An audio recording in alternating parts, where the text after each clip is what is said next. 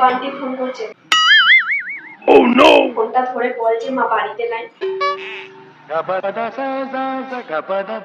কিন্তু তুমি তো ঘরেই আছো, তাহলে আমি মিথ্যা কথা কেন বলবো?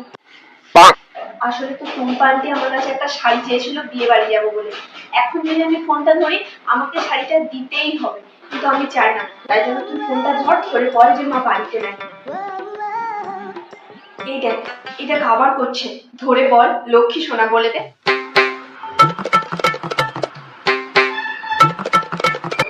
হ্যালো, হ্যাঁ আন্টি।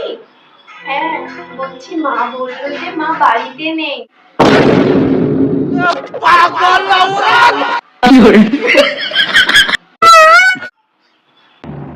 क्यों हिला डाला ना।